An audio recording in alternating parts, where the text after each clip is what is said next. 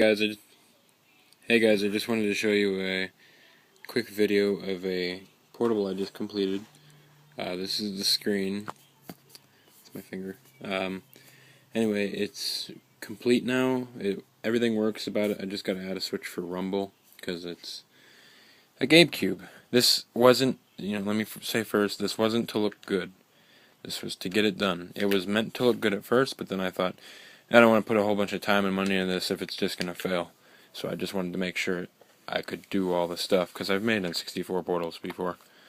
Yeah, the analog buttons were supposed to be original, but the circuit board on the other side, the actual slider kept fucking up. I don't know what's going on with it. Same with this side, and this side's actually stuck in a little bit.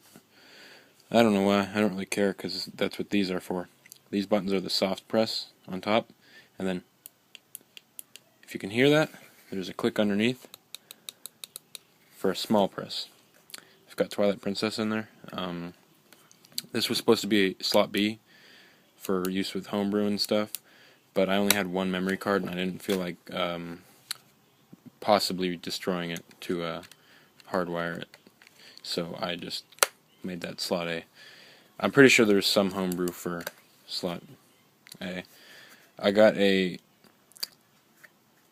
mod chip coming in the mail. I haven't ordered it yet, but I need recommendations on which one I should get before I hook it up to the disk drive, because some of my CDs are bad, like the good ones. This is like the only good game that I still have in working condition. Wind Waker doesn't work for me because of the CD, and Mario Sunshine doesn't work, which sucks. And also, this was supposed to have a Wiki Fusion in it, but I think that the source I got it from, it came dead on arrival, which kind of sucks because I plugged it into my Wii. I hadn't got to it for like a month after I got it, or 2 months, so I really didn't have time to get to it, and I plugged it in my Wii. All it had was a red light, so I hooked it up to my GameCube. Again, all it had was a red light, and I got a error on the GameCube after about 10 seconds of it running and going to the disk menu. And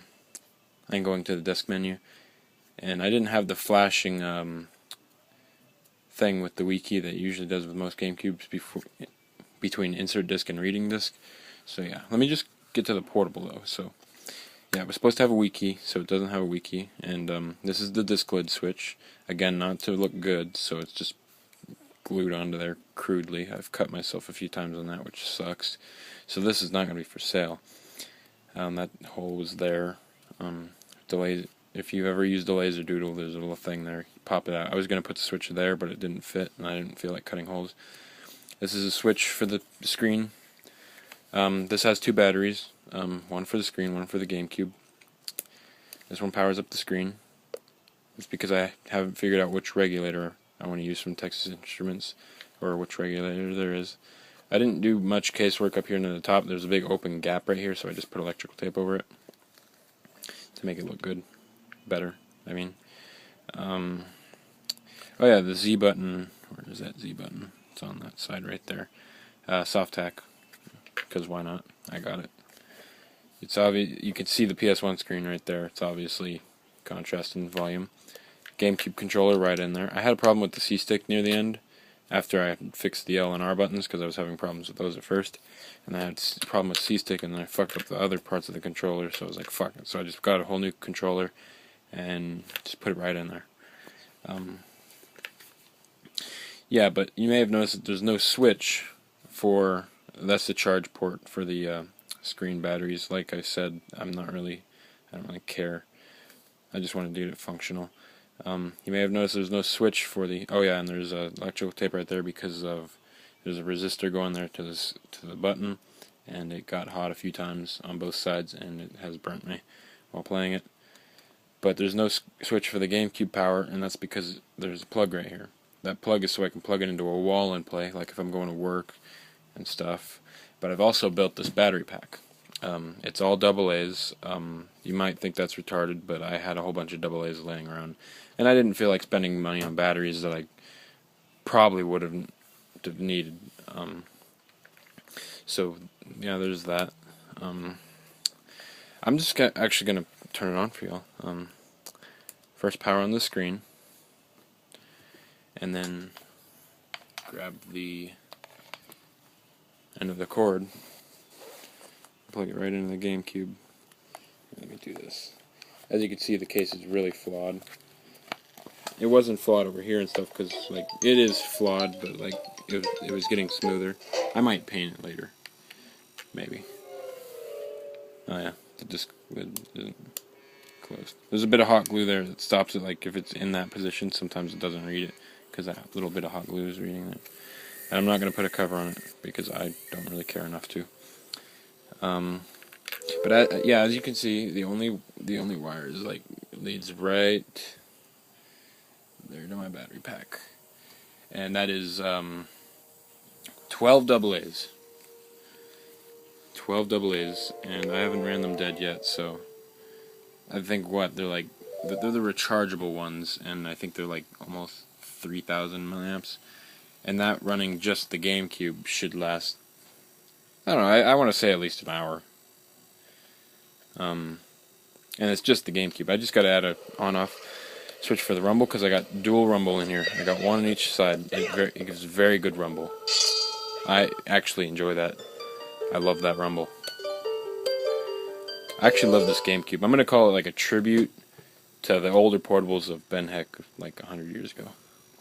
Oh, this could not be read. I don't see why not. I guess sometimes, well, I mean, it's the first time it's done that with that game. I guess it's just getting bad of a game. My CDs don't really get taken care of. There's a glare on the screen. I'm going to turn off the light so there's not as much of a glare. Screen quality is pretty good. I didn't do the LED mod or the anti-glare mod because I like my... Oh, don't fall off, Link. I'm not sure if you can tell the rumble. Here, let me turn it down. Oh, that's right. This speaker is the only one that works. I don't know what happened to this speaker, and I don't really care to find out. I'm just leaving it alone. It's done, it's functional, and it's really, really fun to not break. And I have a feeling if I go in there and break, yeah, I'll break it. But next one is going to be quite small. It may or may not have a disk drive on it. I'm thinking I might just get the original case and put the controller flanks right off the side, because that's so simple to do. And I think I've done it before. I killed him. Yeah, that's pretty much it. All the buttons work. If you've ever played Twilight Princess, you know that the L click doesn't do anything. Here, I'll do that.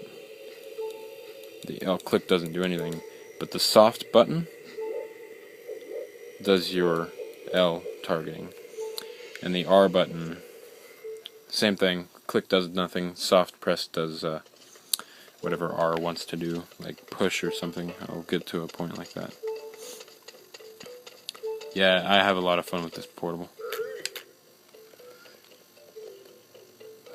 It was actually my dream to like finally portabilize a GameCube. I did this in like 36 hours. I had the case all like ready for stuff to be put into it, not really sanded and stuff, but and then at that point I was just like, well, it's time to finish it. It's time to put everything in there. Yeah, I got vents on the back in case you didn't see them earlier. Those are for obviously the air output. I was running this thing a few days ago, and it was functional. The L and R buttons were the only thing that didn't work, and I think the C stick too. But I'll show you R. See, I can grab it. That's the soft press. This is the click. Click does nothing. Yeah, here I'm just gonna turn it off. Save battery. But I had this up and running a few days ago, but I noticed, what was I talking about earlier? I forgot, whatever.